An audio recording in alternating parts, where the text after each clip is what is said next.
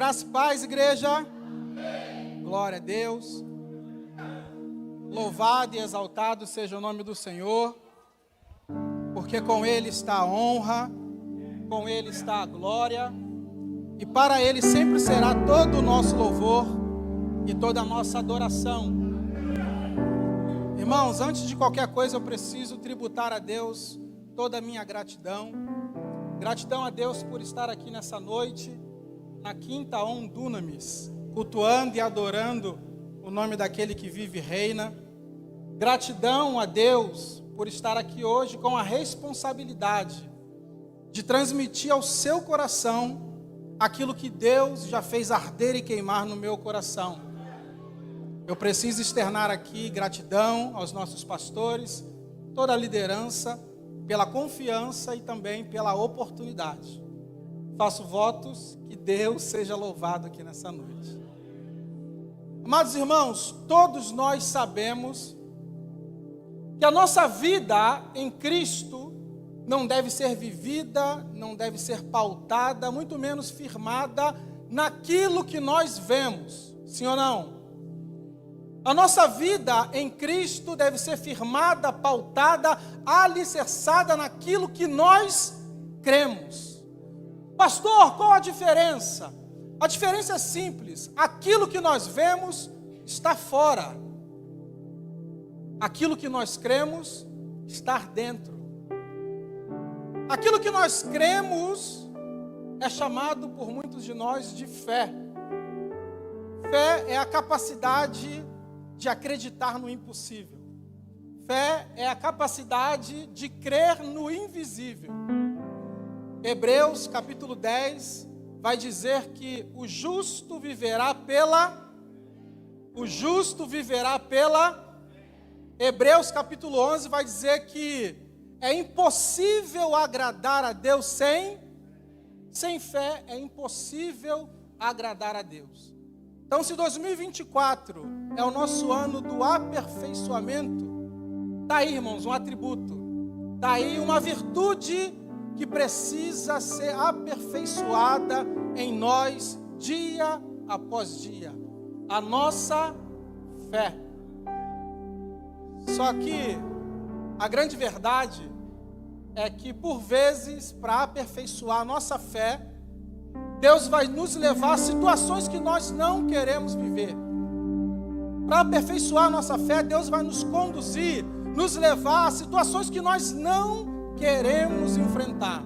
Momentos, circunstâncias que nós não queremos passar, mas na ótica do céu, são situações necessárias. Para quê? Para manifestar em nós e através de nós a glória de Deus. E assim a nossa fé ser aperfeiçoada no Senhor.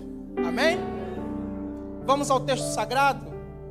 Evangelho de Jesus, conforme escreveu João, capítulo de número 11.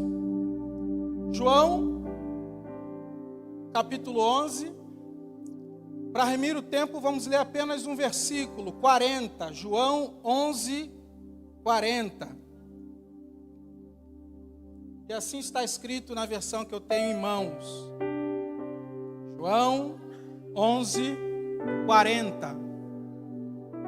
Disse-lhe Jesus: não te hei dito que, se creres, verás a glória de Deus? Disse-lhe Jesus: não te hei dito que, se creres, verás a glória de Deus? Você pode ser profeta do Senhor nessa noite e falar isso para quem está do seu lado? Se creres, tu verás a glória de Deus. Se creres, tu verás a glória de Deus. A palavra de Deus para nós hoje é essa. Tenha fé, irmão, porque se você crer, certamente tu verás a glória de Deus.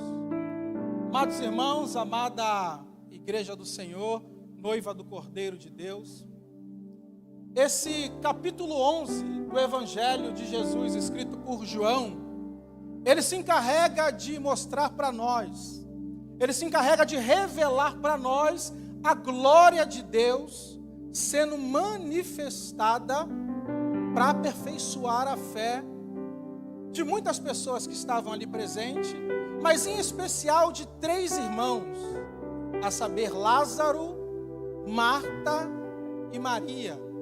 Você sabe, nós estamos numa igreja bíblica e teológica. Lázaro, Marta e Maria eram 3 irmãos que formavam uma família que vivia na cidade de Betânia. Cidade de Betânia, e família essa, diga-se de passagem, uma família que era muito próxima do Senhor Jesus. Uma família que era muito amada pelo nosso Senhor Jesus. Uma família, eu diria, estimada pelo nosso Mestre Jesus. Contudo, havia naquela família alguns membros que precisavam ter a fé aperfeiçoada no Senhor. Havia no seio daquela família pessoas que acreditavam mais no que viam do que naquilo que criam. E Jesus precisou usar um método para aperfeiçoar a fé dessa pessoa. E a palavra discorre quando nós mergulhamos no capítulo 11. Nós vemos ali que esse capítulo ele é marcado por uma situação aos olhos terrenos e naturais, uma situação extremamente trágica. Capítulo 11, escrito por João, ele é marcado por uma situação extremamente difícil, uma situação negativa, uma situação que aos olhos terrenos é uma situação terminal. Aleluia! Isso aos olhos terrenos e naturais. O que acontece, pastor? Lázaro, o amigo íntimo do nosso Senhor, ele é acometido por uma enfermidade. Essa enfermidade avança, progride, ela piora e vai causar a morte de Lázaro. Olha aí o cenário desesperador. Olha aí a situação desesperadora, a situação de tragédia. E para surpresa de alguns, o Senhor Jesus vai usar justamente essa situação trágica, difícil, negativa, desfavorável, para fazer a glória de Deus se manifestar e aperfeiçoar a fé daqueles que precisavam se firmar no Senhor. Pastor, não estou entendendo, é claro. Eu explico. Deus às vezes vai usar situações que aos nossos olhos são difíceis, terminais, trágicas, mas não é para nos matar, é para aperfeiçoar a nossa fé. Fique você sabendo que tem situações que aos nossos olhos são difíceis e terríveis, mas por trás delas tem um propósito maior, que sempre visa manifestar a glória de Deus. O próprio Senhor Jesus disse isso no versículo 4. Ele vai dizer: essa situação não é para a morte, essa situação é para a glória de Deus. Tem alguém passando de situação difícil aqui hoje? Na autoridade do Espírito Santo eu te digo: ei, essa situação não é para a morte. Essa situação não é para te fazer chorar. Essa situação não é para te derrubar. Essa situação é para manifestar a glória de Deus na sua vida. Quando a glória de Deus é manifestada em nós, ou através de nós, a nossa fé, ela é aperfeiçoada. Porque nós aprendemos a conviver com um Deus que faz o impossível. Nós aprendemos a nos relacionar com um Deus que faz aquilo que na minha concepção é impossível. Quando Deus move e manifesta a glória dele, a nossa fé, ela é revigorada. Ela é aperfeiçoada no Senhor. Lázaro morreu e causou um caos ali entre as 2 irmãs, Marta e Maria. Elas ficam desesperadas, e é normal pela situação. E o principal motivo do desespero é que Jesus estava longe, Jesus estava distante, Jesus estava fazendo a obra em outro lugar. Então, na visão de Marta, se Jesus está longe, não há o que ser feito. Se Jesus está longe, não tem mais jeito. Então a situação de adversidade visitou e fez com que a fé de Marta fosse abalada. E assim acontece com muitos de nós. Quando chega a luta, quando chega a adversidade, quando chega a situação que nós não esperamos nem desejamos, por vezes elas vêm com força de roubar a nossa fé. E nós precisamos olhar para dentro, não para o que está no exterior, mas para olhar para dentro de nós, extrair de lá fé, uma fé que nos faz enxergar o impossível, uma fé que nos faz ver que aquele que vive e reina, Ele está conosco e nunca nos deixa só. Sinceramente, eu não sei qual é a situação que você está passando hoje. Sinceramente, eu não sei qual o cenário que você está vivendo hoje. E mesmo que seja uma situação delicada, difícil, terrível, o que eu tenho a dizer para você é: mantenha a sua fé firmada no Senhor. Mantenha a sua fé firmada em Cristo, porque essa situação ela não veio por acaso. Essa situação te visitou não é por acaso. Toda situação carrega por trás um propósito. E para nós que estamos em Cristo, vivemos em Cristo, o propósito sempre será manifestar a glória de Deus. Aos nossos olhos é terrível, aos nossos olhos é impossível, mas Deus está olhando para nós e dizendo: tenha fé, minha filha, tenha fé, meu filho, que no momento certo eu vou agir, vou trabalhar, vou atuar, e aquilo que você vê como impossível, a minha mão vai fazer se tornar possível, e o meu nome vai ser glorificado na sua vida. Talvez alguém passou por aquela porta ali hoje pensando: estou vivendo a pior fase da minha vida. Por vezes não temos coragem de falar, de verbalizar, mas o que arde no coração é isso: estou vivendo o pior momento da minha vida. Estou passando hoje, vivendo hoje, situações que eu nunca vivi antes.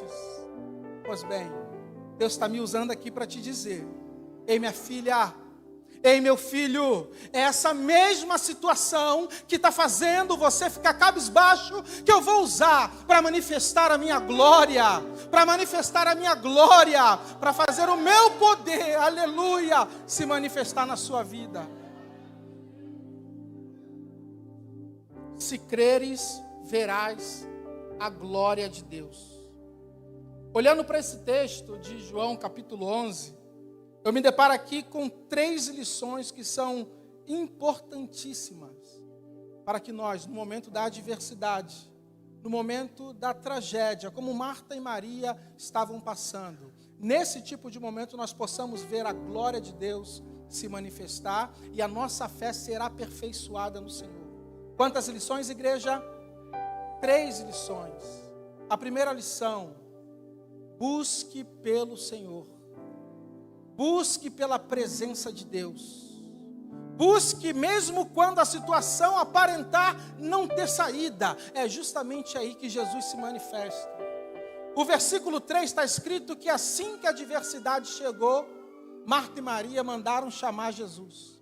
Mandaram buscar Jesus. Jesus estava longe e elas mandaram buscar a presença de Jesus. Minha irmã, meu irmão, independente de qual seja o cenário que você esteja enfrentando hoje, é na presença de Jesus que nós encontramos socorro. É na presença de Jesus que nós encontramos o escape. É na presença de Jesus que nós encontramos saída para toda e qualquer situação. É só no Senhor. Lição número 2. Temos que aprender a esperar o tempo certo de Jesus agir. Por quê, pastor? Porque elas mandaram chamar Jesus e está escrito que ele demorou 2 dias para sair do lugar onde ele estava. Versículo 6, a notícia chega: Lázaro, teu amigo, está enfermo, estão precisando do Senhor. Pois bem, Jesus demorou 2 dias para sair do lugar onde ele estava. Jesus faz isso contigo, meu irmão? A nossa necessidade é urgente. Nós, por natureza, somos imediatistas. Queremos a bênção não para hoje, mas para ontem. aquela promoção lá do trabalho, queremos para ontem. A libertação daquele nosso parente, queremos para ontem. Tudo nós queremos para ontem. Jesus vai manifestar a glória dele? Sim. Jesus vai agir? Sim, mas é no tempo dele.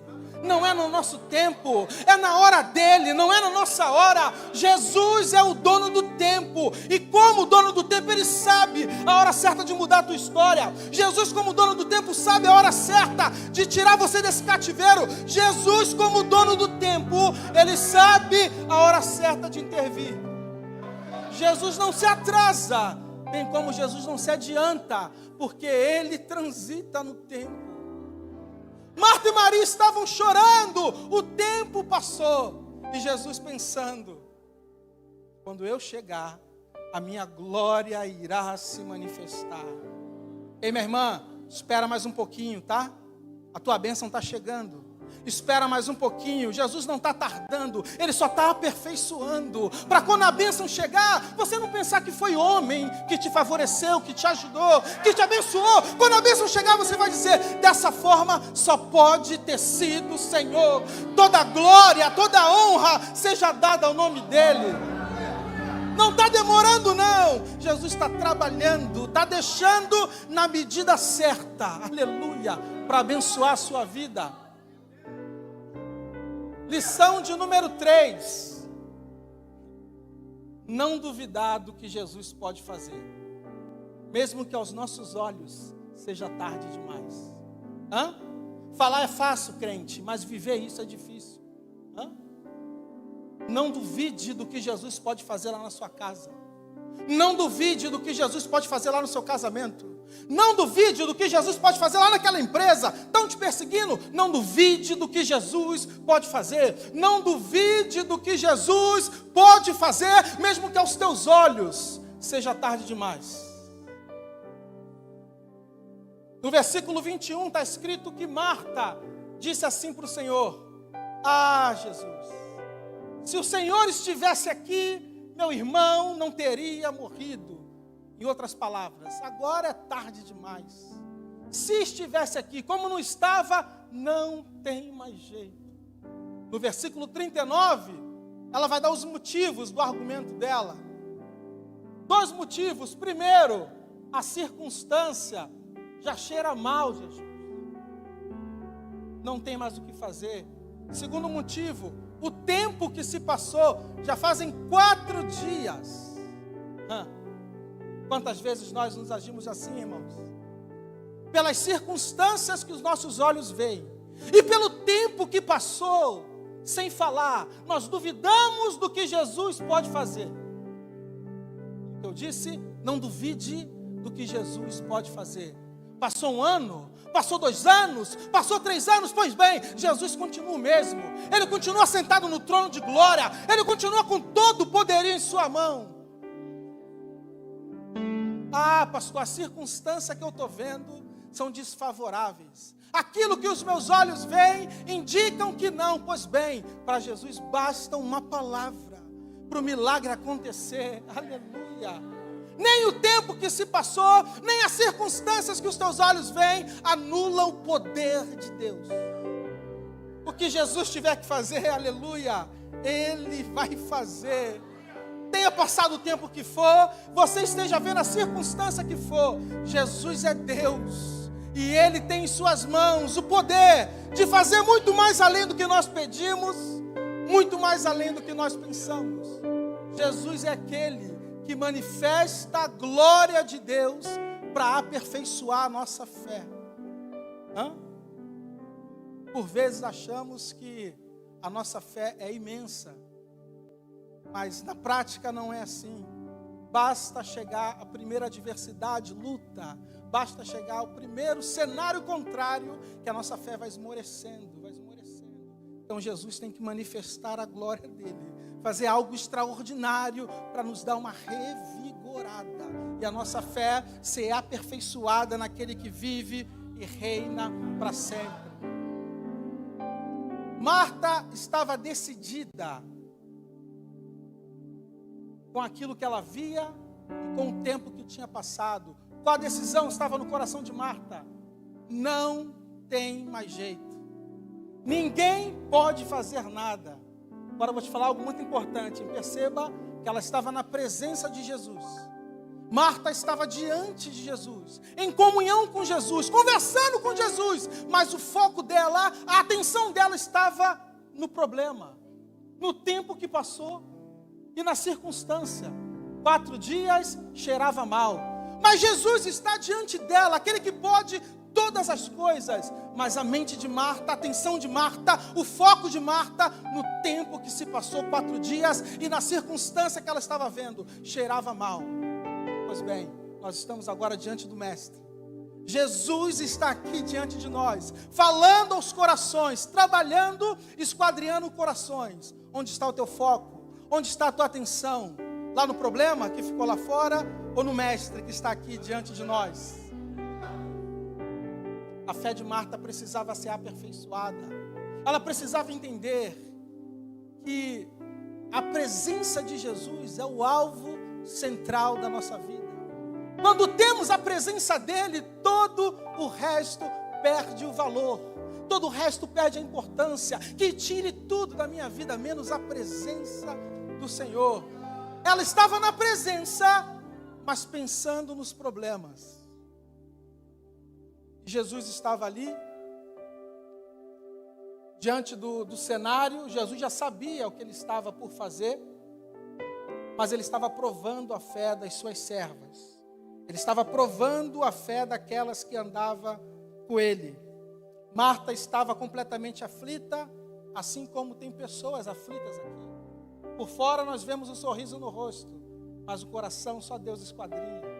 Marta estava desesperada, assim como há pessoas aqui completamente desesperadas, com o que tem que fazer quando sair daquelas portas, com o que tem que fazer e resolver amanhã. Marta estava completamente preocupada, assim como há pessoas aqui também completamente preocupado com o que deve fazer. O tempo que se passou, 4 dias, e a circunstância que ela via cheirava mal, enfraqueceram a fé de Marta.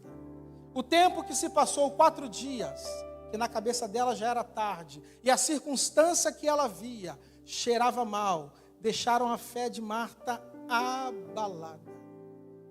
Mesmo na presença de Jesus, ela não conseguia enxergar que nele estava a saída. No Mestre estava a solução. No Mestre estava o escape, o refúgio. Jesus, como um bom mestre que ele é, ele pergunta onde colocaram Lázaro, onde está o corpo de Lázaro. Isso no versículo 34. Aí no versículo 35, pode colocar na tela, João 11:35, para mim, um dos versículos mais lindos das Sagradas Escrituras. João 11:35, o que está escrito aí, gente? No tempo 3, 1, 2, 3. Isso aqui é uma boa notícia para muitas pessoas aqui. Se Jesus chorou, minha irmã, você pode chorar também. Se Jesus chorou, você pode derramar as suas lágrimas, porque está escrito na palavra que aquele que semeia em lágrimas, com júbilo ceifará. O que não pode é o choro te parar. O que não pode é o choro te deter. O que não pode é o choro enfraquecer a sua fé. Jesus chorou, mas em momento nenhum ele saiu do propósito. Ele sabia o que precisava ser feito. No versículo 34 ele pergunta onde está Lázaro. No versículo 35 ele chora. E mais adiante ele chega diante de Lázaro, onde Lázaro estava, versículo 38. Percebe que ali é uma caverna. E nessa caverna onde Lázaro estava, tinha uma pedra na porta. Jesus fala uma frase tremenda no imperativo: tirai a pedra. Gente, isso aqui é profético. Tirai a pedra. Imagina Jesus falando isso para você nessa noite. Ei, minha filha, tirai a pedra. Ei, meu filho, tirai a pedra. Pastor, não estou entendendo. Pedra é aquilo que impede aquele que está de um lado ouvir a voz de Jesus que está no outro. Pedra é aquilo que impede aquele que está de um lado ser visto por Jesus que está no outro. Pedra é aquilo que impede a glória de Deus se manifestar, porque está escrito que a glória de Deus se manifestou. Jesus fez um milagre, o sobrenatural, só depois que a pedra foi removida. Jesus está falando para alguém aqui: ei, Chegou a hora de tirar a pedra. Chegou a hora de remover a pedra. Qual é a pedra que tem te impedido de caminhar, aleluia, nos caminhos do Senhor? Tira a pedra. Qual é a pedra que tem te impedido de viver em comunhão com os santos? Tirai a pedra. Qual é a pedra que tem te impedido de ser sensível à voz de Deus? Tirai a pedra. É uma voz no imperativo. É uma ordem direta de Deus. Tirai a pedra. Perceba que não é se você quiser, tira a pedra. Quando você quiser, tira a pedra. Quando você estiver confortável, tira a pedra. Não. Tirai a pedra. Se não tirar a pedra, eu não faço milagre. Se não tirar a pedra, eu não manifesto a minha glória. Se não tirar a pedra, aquele que está morto não sobrevive. Se não tirar a pedra, um milagre não acontece. Aleluia. Mas tinha uma no meio deles que já dizia, já cheira mal. Imagina tirar a pedra. Mas alguém se pôs a tirar a pedra. Alguém decidiu obedecer à voz do mestre e remover a pedra. Duas coisas muito importantes eu vejo aqui nessa frase, tirai a pedra. Primeiro, o milagre só acontece depois que a pedra é removida. Enquanto a pedra não for removida, o milagre não acontece. Você perceba que Jesus estava com eles. Você percebe que eles estavam na presença de Jesus. O Todo-Poderoso estava com eles. Mesmo assim, a pedra estava impedindo a glória de se manifestar. Mesmo na presença de Jesus, se houver pedra, o sobrenatural não acontece. Segunda coisa interessante. Será que Jesus não tinha poder de fazer assim e a pedra sumir? Será que o nosso bom mestre não tinha poder de fazer assim e a pedra desaparecer? É claro que tinha. Mas ele não fez. Isso é um sinal. Jesus não vai tirar a pedra por nenhum de nós. Milagre ele faz, a glória ele manifesta, mas a pedra quem tem que tirar somos nós. A pedra quem tem que tirar é quem quer ver a glória dele se manifestando.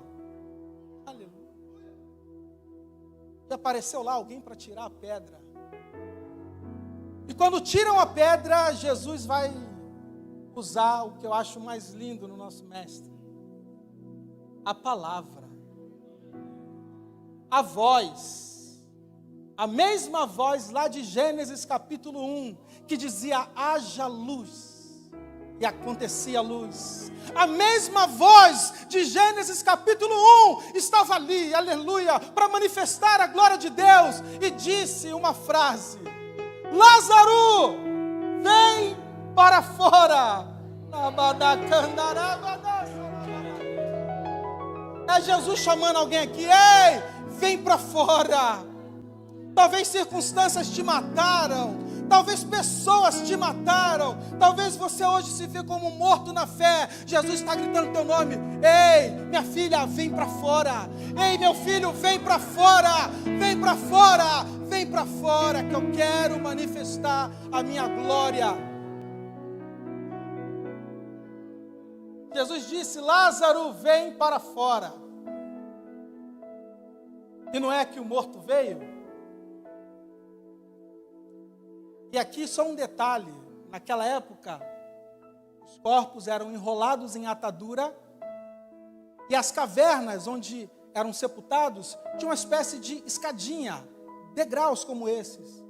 Aí você me faz a pergunta, como que Lázaro todo enrolado conseguiu sair para fora? Como que Lázaro todo enrolado conseguiu subir as escadinhas? Eu não sei dizer. Mas o que eu sei dizer é que quando Jesus ordena, o impossível acontece. Quando Jesus ordena, milagres acontecem. Quando Jesus ordena, não há nada que impeça a glória dele de se manifestar. E Ele está aqui hoje liberando uma palavra sobre a sua vida. Ele está aqui hoje liberando uma palavra sobre a tua história. A glória do céu irá se manifestar na tua vida, na tua casa, no teu emprego, nas tuas finanças. A glória de Jesus vai se manifestar. Para quê, pastor? Para eu me encher de soberba? para o meu ego ficar inflado, não. Para a sua fé será aperfeiçoada. E você sair por aí dizendo: Jesus faz, Jesus tem poder, Jesus opera milagres, Jesus levanta os mortos, Jesus salva, Jesus cura, Jesus restaura, Jesus é o centro da minha vida. Aleluia.